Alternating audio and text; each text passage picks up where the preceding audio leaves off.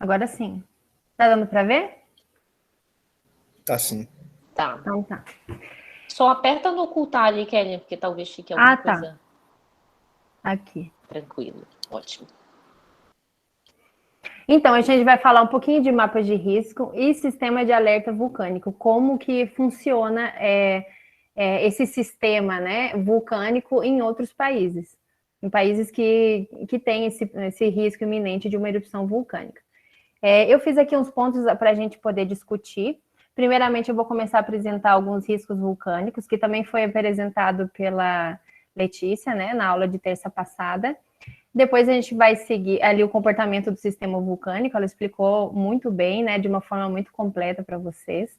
Depois eu vou falar um pouquinho do que é esse sistema de alerta vulcânico, em seguida o monitoramento, os mapas de perigo, por que eles são importantes e como eles são feitos, a educação sobre os perigos vulcânicos, principalmente para a sociedade, a comunicação, como que previamente de uma erupção vulcânica, como essa comunicação é feita com a sociedade, e por fim, equipamentos de segurança e turismo em vulcões ativos. Então, aqui a gente tem os riscos vulcânicos, né?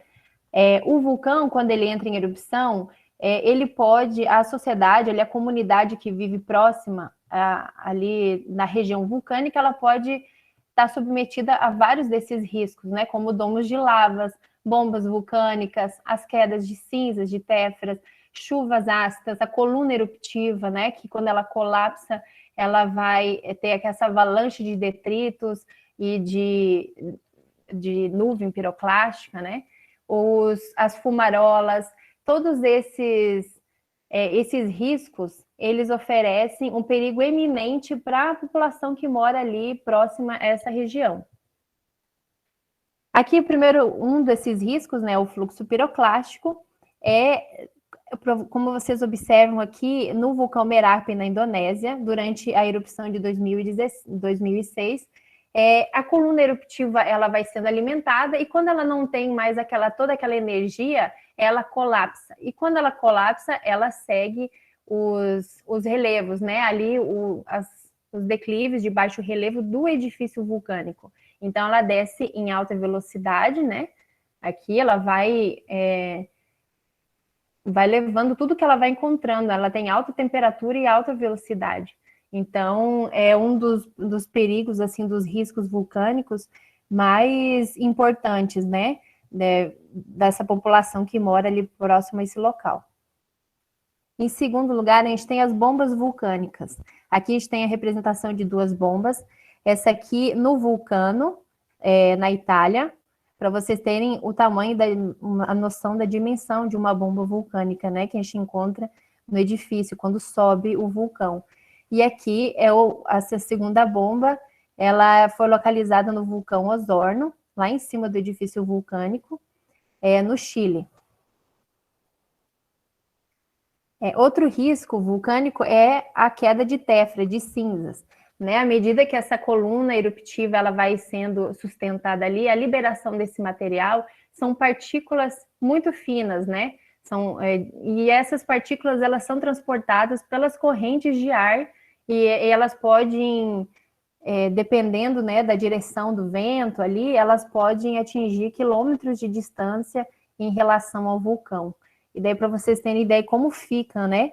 Como essa liberação de cinzas, ela pode se acumular em cima dos tetos das casas, e isso é extremamente perigoso, porque pode gerar o colapso do teto, ou de alguma região que as pessoas estão ali se protegendo, pode vir a ruir, né? Então, esse é um risco extremamente perigoso.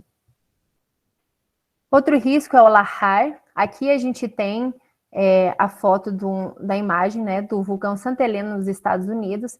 Vocês veem aqui o vulcão, ele está completamente coberto de gelo, né? E não só o gelo aqui do edifício vulcânico, como também aqui no topo a gente tem o gelo glacial.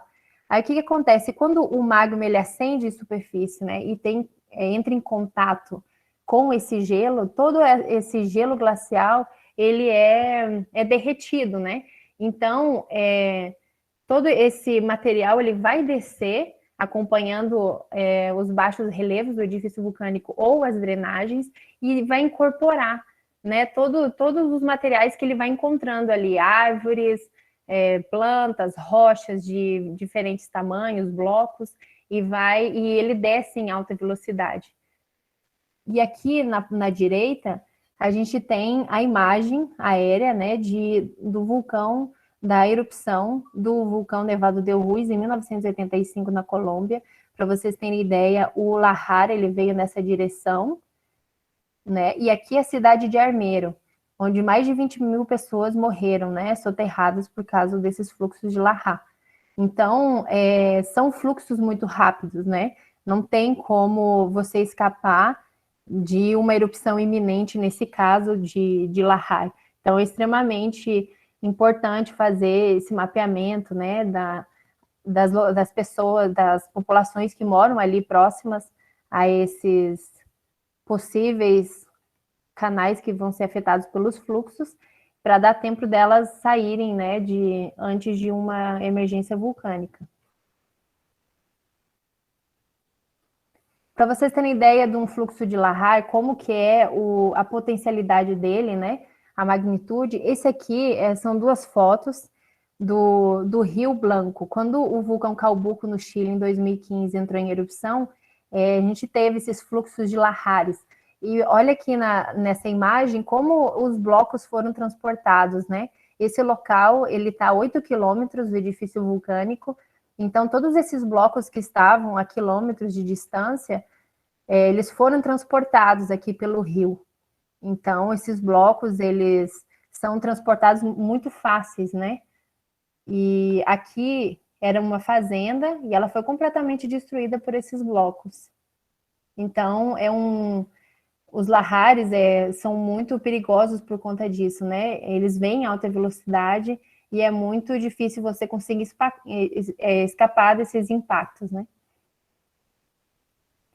Outro risco são os fluxos de lava. Essas imagens são do vulcão Kilauea, da erupção de 2018, no Havaí. E daí, essas casas estavam muito próximas do local eruptivo, né? Então, a lava, ela vem, ela avança e ela vai queimando, né? Tudo que ela encontra ali pela frente. Só que é um risco mais...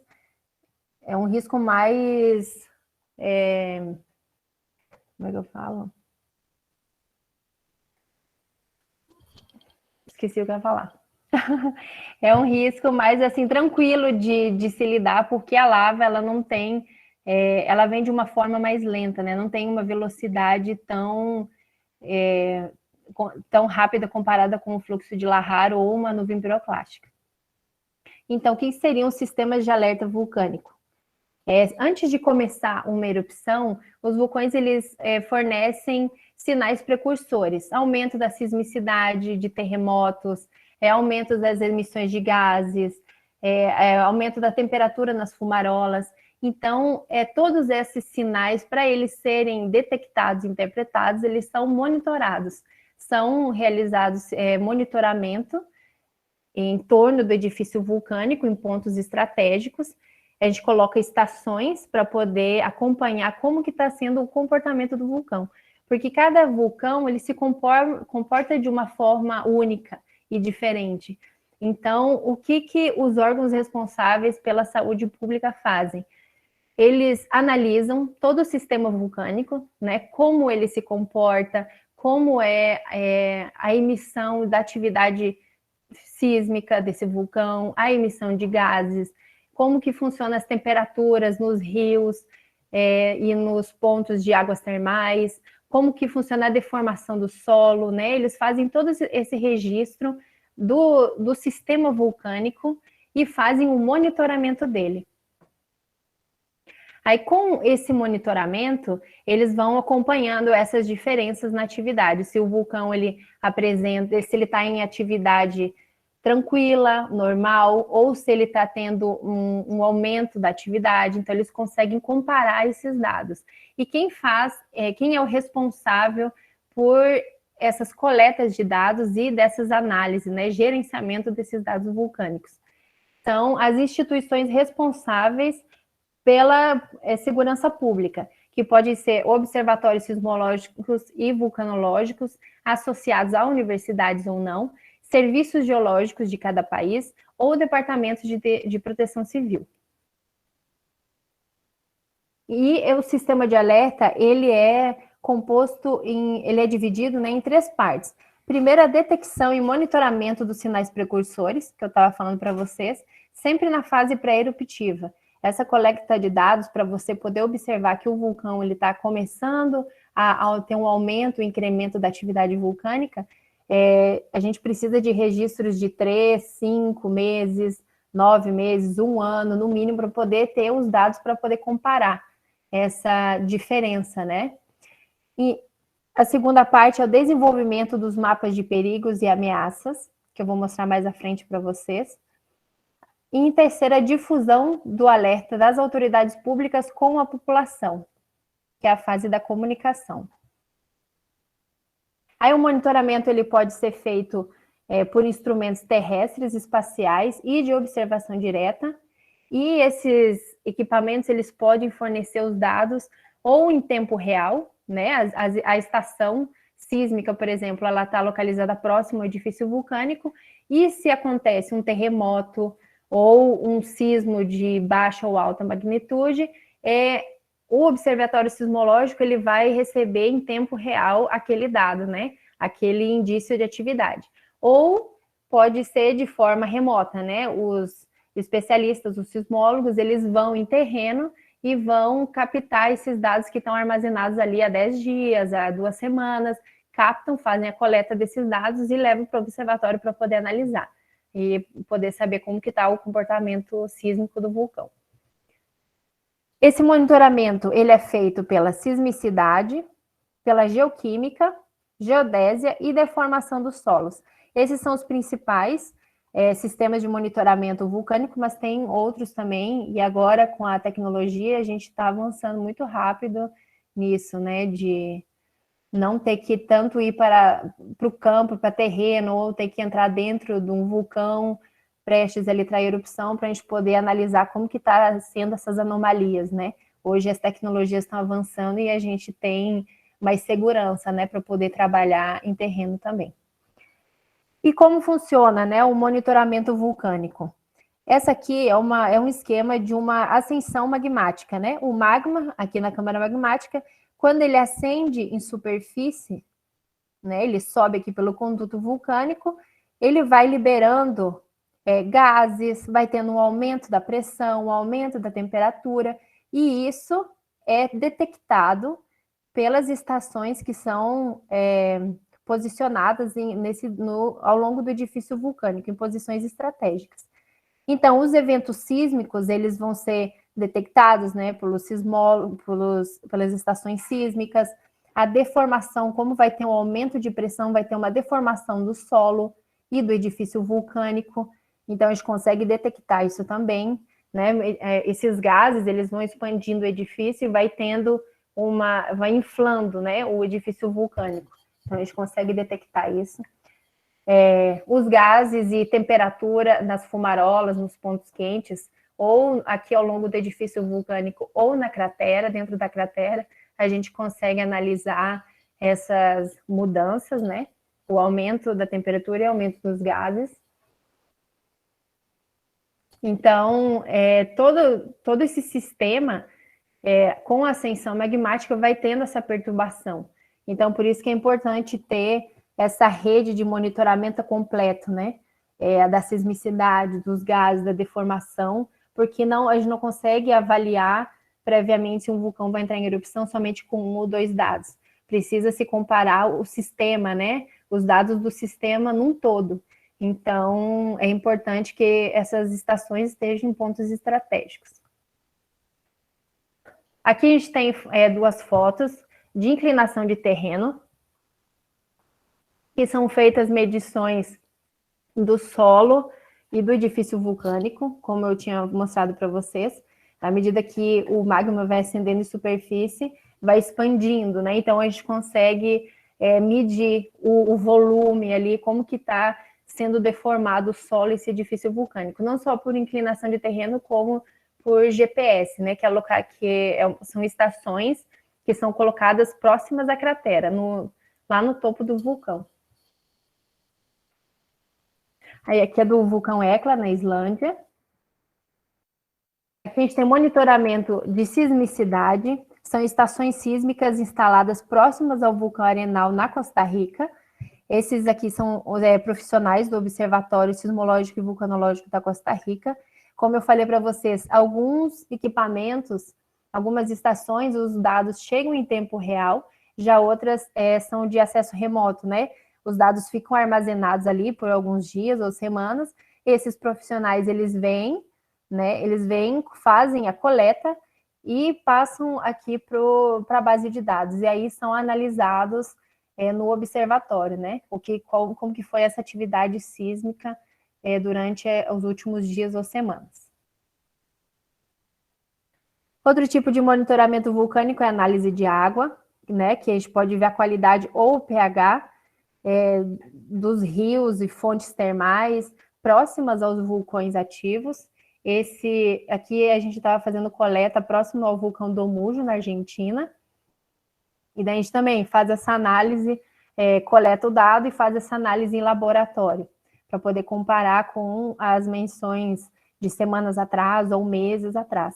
Se o vulcão está apresentando indícios normais, esses dados eles são coletados mensalmente, a cada 2, 3 meses, né, a fim de comparação mesmo. Se começa a observar uma atividade anômala, né, as temperaturas estão aumentando, as atividades sísmicas também, deformação do solo está tendo uma distorção ali, então esses dados eles vão ser coletados com intervalo menor, de dias ou semanas, para poder comparar, né, essa modificação. Também são analisados gases e fluidos vulcânicos, a gente faz as coletas e depois leva para o laboratório para poder analisar. Esse aqui são coletas próximas ao vulcão Copal, na Argentina. E outra fonte de monitoramento é a análise de temperatura de fumarolas. Como eu tinha citado para vocês antes, aqui é o vulcão Turrialba, na Costa Rica. A gente subiu dentro da cratera, né? A gente sobe o edifício vulcânico e desce uns 200 metros abaixo da cratera para conseguir captar essas fumarolas, esses pontos quentes, né? Essas imagens são identificadas previamente, os pontos onde tem que ser feita essa coleta, e depois você vai lá e mede, né, a temperatura, faz as coletas dos fluidos também, para poder observar como que está variando ao longo dos dias ou semanas. Isso é previamente quando o vulcão está entrando em erupção, né, prévio à emergência vulcânica. No caso aqui, o vulcão, há 2 meses atrás, 2 meses depois, né, do Turrialba, ele entrou em erupção. Então, como estava tendo essas variações muito altas, né, de sismicidade, de temperatura, foi solicitado que se entrasse dentro da cratera para poder acompanhar, porque é um dos dados muito importantes, né? À medida que o magma está ascendendo em superfície, ele está mais próximo ali da superfície, então as temperaturas vão aumentando, os gases também. Então, essa medição é fundamental, né, para poder analisar. E agora, os mapas de perigo vulcânico. Esse aqui é o mapa Elmiche, no Peru. O Serviço Geológico fez um acompanhamento, né, um mapa de perigo em 3D, e aqui a gente pode acompanhar como que as comunidades estão vivendo aqui próximas, né, ao edifício vulcânico. Essa área em vermelho é uma zona de alto risco. Se o vulcão entrar em erupção, todos aqueles riscos vulcânicos que a gente apresentou, que eu apresentei ali no início, eles podem estar associados com essa área, né? Então, os lahares, as bombas, é o ponto focal mais próximo da erupção. Então, essas comunidades seriam altamente afetadas. Depois a gente tem essa área laranja, que é de risco moderado, que também tem algumas cidades morando aqui próximas, né? E depois a área amarela, que é de baixo risco. E se o vulcão entrar em erupção, todos esses riscos vulcânicos, né, associados, eles podem chegar nessa área determinada aqui. E essa região aqui é fora de risco. Como que eles determinam esse mapa de risco, né? Como que eles fazem isso? Primeiramente, uma das ferramentas, as mais importantes, são as análises de terreno, feitas por geólogos, geógrafos, geofísicos. Aqui a gente tem um mapa de localização da minha área de estudo, do meu mestrado. Aqui a gente tem a caldeira de Bolsena e a caldeira de Látera. Elas estão localizadas a aproximadamente uns 200 quilômetros de Roma. Eu não fiz o meu mestrado voltado para mapas de perigo, mas eu fiz para poder aprender como que funciona esse estudo, como que funcionam essas ferramentas, né? Como que é formado o mapa de risco, como que é feito esse estudo em terreno para a gente poder, por exemplo, aqui determinar por que essa área é uma zona vermelha, né, de alto risco, aqui é de laranja, risco intermediário, e aqui é amarelo. Como que os vulcanólogos, né, os geólogos, geofísicos determinam essas áreas, essas divisões? Aqui, então voltando. Então, o meu estudo ele foi aqui na caldeira de Látera, nessa caldeira, e nesses pontos, nesses 4 pontos aqui, todo o depósito piroclástico ele estava muito bem evidente, como é aqui esse caso, nessas 3 fotos. Como ele estava muito bem evidente e preservado, a gente consegue interpretar todas essas camadas deposicionais. A gente vai analisando centimetricamente e metricamente todas essas camadas. Como que está a disposição desses componentes, se teve o contato com água, se não teve, como que está os componentes juvenis, os líticos, e a gente vai descrevendo todas essas camadas em detalhes e dividindo elas. Cada camada dessas, por exemplo, A, B, C, D, são pulsos piroclásticos diferentes, pulsos eruptivos diferentes, que teve essa acumulação piroclástica, né? Então, aqui a gente vai dividindo em camadas e depois dessa análise feita em campo e com geoquímica, a gente determina como foi o estilo eruptivo, né? Então, a gente consegue saber se a erupção ela foi violenta, se ela aconteceu de uma forma menos violenta, quanto de material ela liberou nessa erupção, né? Então, a gente consegue ter a dimensão da erupção, caso esse vulcão entrasse em erupção novamente. Essa erupção que eu descrevi foi a erupção Onano, a fase final da minha caldeira eruptiva, de 120 mil anos atrás. É um vulcão extinto, mas esse estudo ele é realizado em vulcões ativos, né? E é uma das ferramentas mais importantes para se montar e elaborar o mapa de risco. Todos esses componentes que a gente coleta em cada camada em terreno, a gente leva para o laboratório, né? A gente faz esse estudo de cada componente de forma única ali, como que o grão ele sofreu ao longo da erupção, a porosidade, as cinzas, quantidade de cinzas que foram acumuladas em cada depósito, em cada camada, e também as análises geoquímicas, para saber como que se comportava ali os fluidos, os gases e o magma no momento da erupção. E daí a gente tem esse mapa, que no caso aqui é do MIST de novo, é o mesmo mapa que eu apresentei para vocês antes. Com esse estudo dos depósitos piroclásticos e também de terreno, junto com geólogos, geógrafos e geofísicos, a gente consegue mapear qual foi a dimensão eruptiva, aonde que a coluna eruptiva ela colapsou e teve esses depósitos piroclásticos, se teve um lahar na erupção, aonde que ela seguiu o terreno, aonde que esses depósitos de lahar eles estão localizados. Se foi uma explosão de grande magnitude, teve bombas vulcânicas? Aonde estão essas bombas? Quanto de distância está localizada desse edifício vulcânico? Então, a gente consegue mapear tudo em terreno. E a partir desse estudo geológico, desse mapeamento, a gente consegue fazer essas definições dessas zonas, né?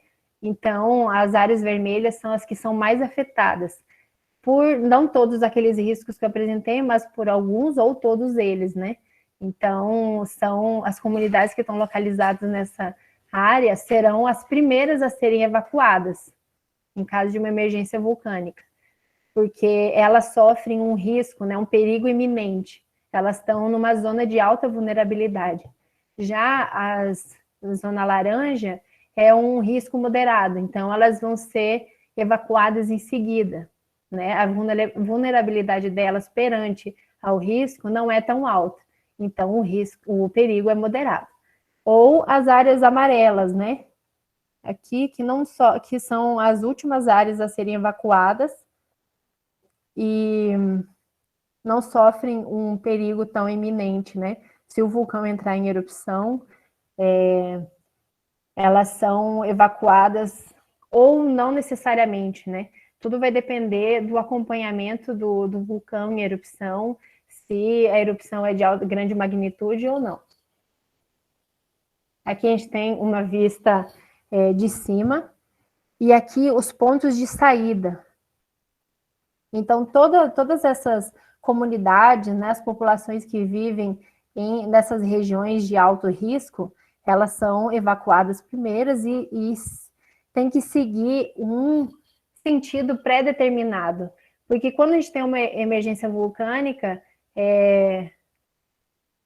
pode acontecer a desordem, o caos, o medo, o pânico. Então, essas comunidades elas têm que ser instruídas e educadas de como proceder frente a uma crise vulcânica, como que elas vão se comportar, o que elas têm que levar consigo, se for uma emergência vulcânica, mas de baixa magnitude, por exemplo, só quedas de cinzas, como que elas podem se proteger dessas cinzas? Elas não necessariamente precisam sair, né, das suas casas, da sua região, mas elas têm que ter um certo cuidado, né, em relação às cinzas vulcânicas, por exemplo. Agora, se a erupção for mais forte e emitir, por exemplo, bombas piroclásticas ou até um fluxo piroclástico, aí essas populações aqui próximas da área vermelha ou da área laranja, elas têm que ser evacuadas, né? Então, elas têm que saber para onde elas têm que ir. Cada família, ela sabe para onde, como que ela tem que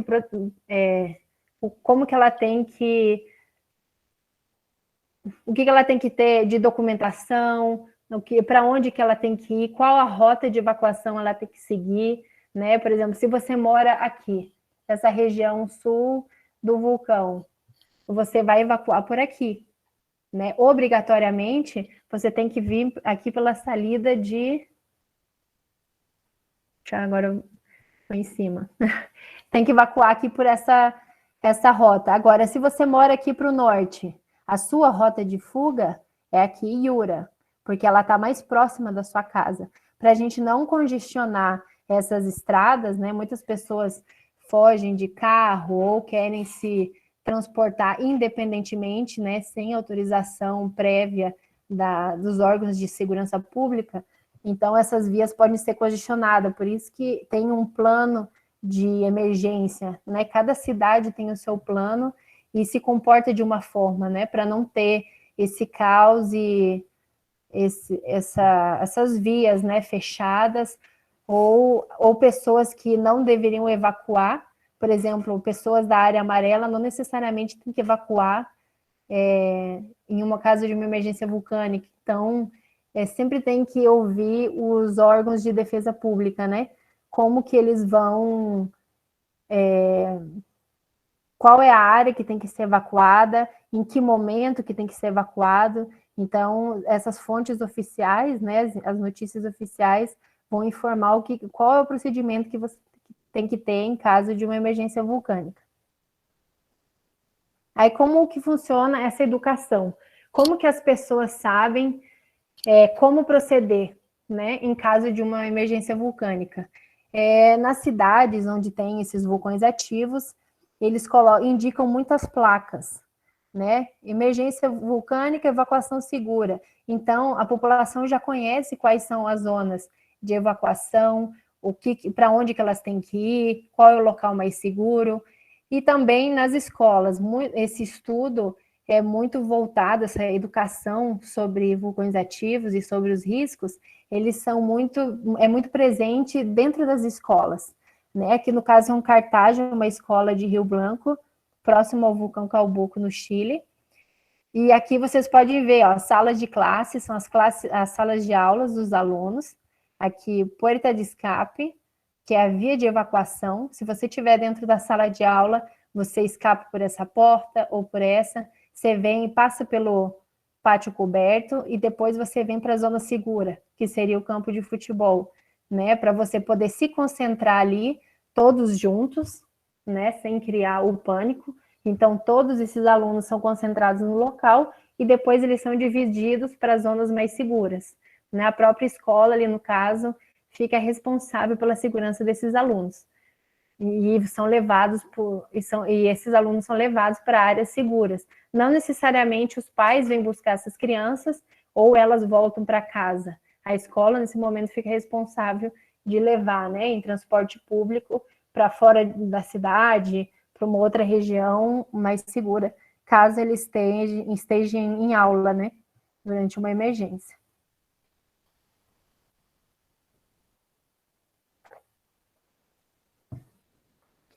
Aqui é o mapa de vias de evacuação da cidade de Pucón, no Chile, onde tem o vulcão Vila Rica. E esse aqui é o mapa da cidade. Aí, para vocês verem, por exemplo, se a escola está aqui, mas o aluno mora aqui, ele obrigatoriamente, né, a escola responsável vai evacuar essas crianças por aqui. E se, por exemplo, eu moro aqui, eu posso evacuar por aqui. É a minha zona mais rápida de fuga da cidade. Então, eles fazem esses mapas de vias de evacuação e também fazem um plano de alerta, né, de aviso. E cada pessoa, dependendo da localização onde ela mora, ela já vai saber qual é a rota que ela deve seguir, para não congestionar esse fluxo, né, para os órgãos de segurança pública poder trabalhar no local. E como que a comunicação é feita?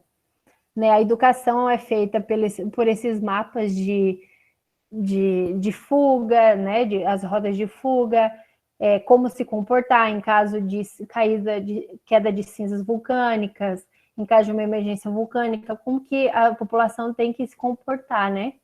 E aqui, a Defesa Civil e os políticos, né, eles se comunicam por semáforos de alerta vulcânico. Como que funciona? É igual um semáforo que a gente utiliza de trânsito, com as cores verde, amarelo e vermelho. No centro da cidade tem colocado, né, esses semáforos de alerta. Se o vulcão está em estágio normal, né, as atividades dele, sísmicas, de emissão de gases, estão nada fora do normal. Então, a luz verde ela vai ser acionada e a população vai saber que ela não tem que se preocupar com o perigo, né? O vulcão está sendo monitorado e está tudo tranquilo até o momento. À medida que vai tendo essa mudança de incremento da atividade, né, dos sismos, dos gases, esse alerta, essas cores, elas vão mudando, né? Ela passa de amarelo, vai para laranja, alguns países adotam a cor laranja e outros não.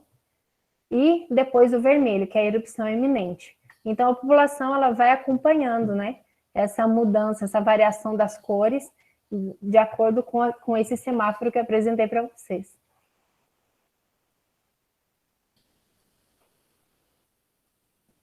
Aí agora é próximo à crise vulcânica. O vulcão começou a ter um incremento da atividade dele. Como que é o processo a partir daí, né?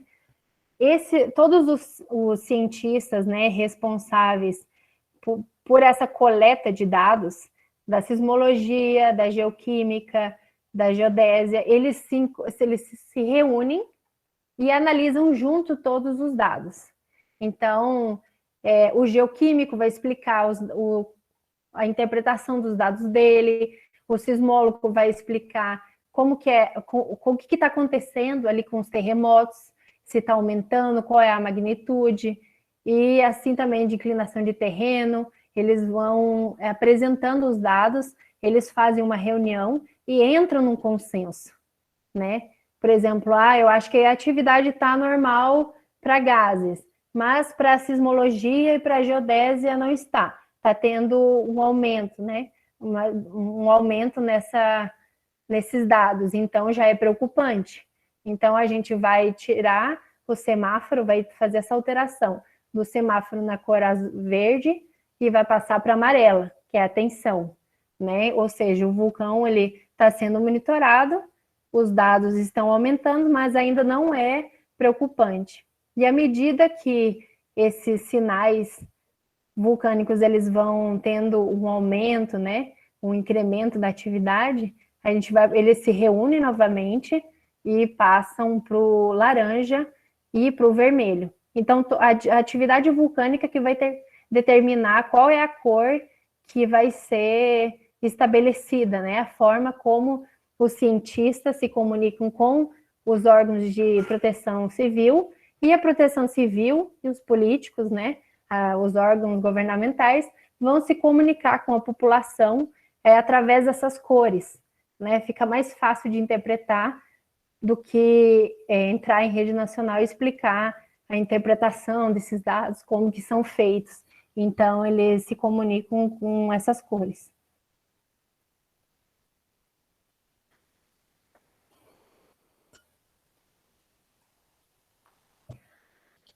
Depois que os cientistas entraram em consenso sobre os dados, né?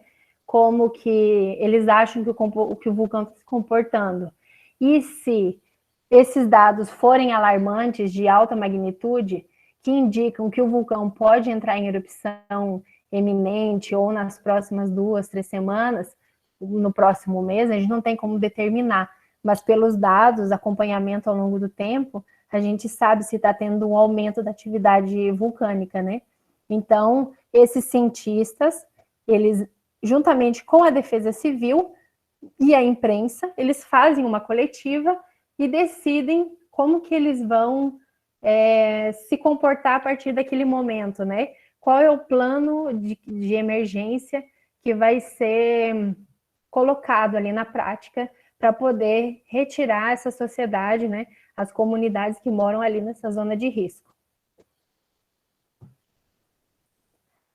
Aí essa comunicação, ela é feita pela imprensa, pelos órgãos oficiais, né? Sempre são ou órgãos políticos, né, da segurança pública, ou os observatórios vulcanológicos e sismológicos.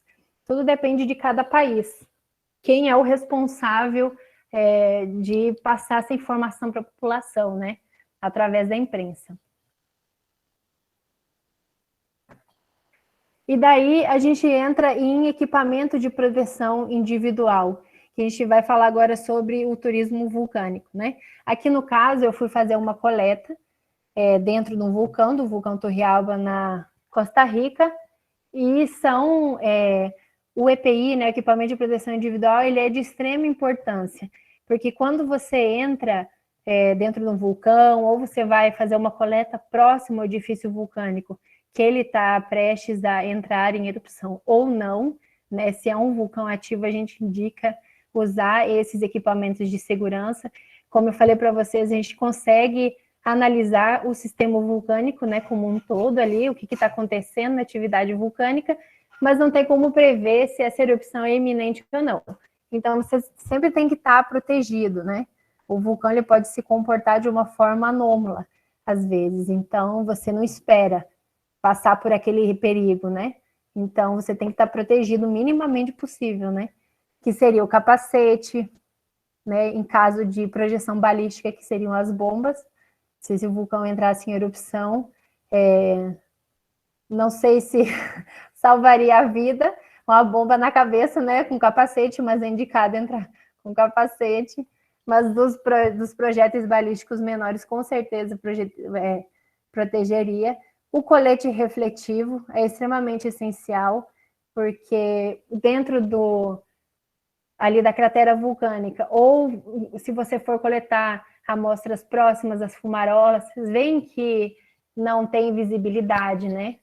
Assim, a 20, 40 metros à frente da sua posição, não tem visibilidade. Então, o colete refletivo, ele vai ajudar na localização. Você nunca pode entrar sozinho, né, dentro da cratera para fazer coleta, ou em campo, quando a gente vai em campo, né, tanto de geografia, geologia, das áreas, das ciências, a gente tem que ter esses equipamentos também, porque a gente nunca sabe o que vai acontecer, né, o que pode acontecer no local.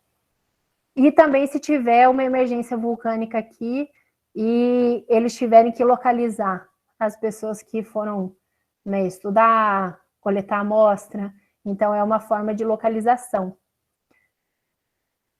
de localizar você. A máscara de gás também e proteção nos olhos para proteger desses gases e calçados adequados, porque o terreno ele não é uniforme, né? Então é extremamente importante. Agora, turismo em vulcões ativos.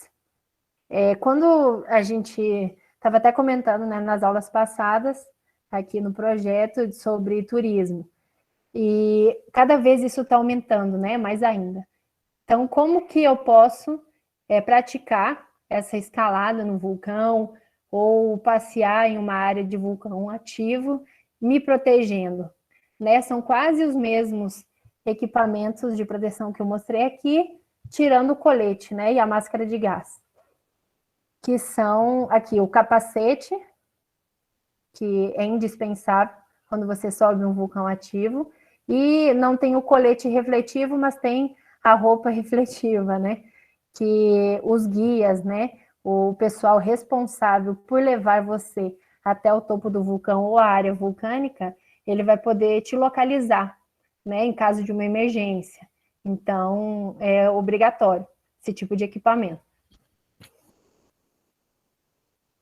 Por mais aqui, esses 3 são os meus guias.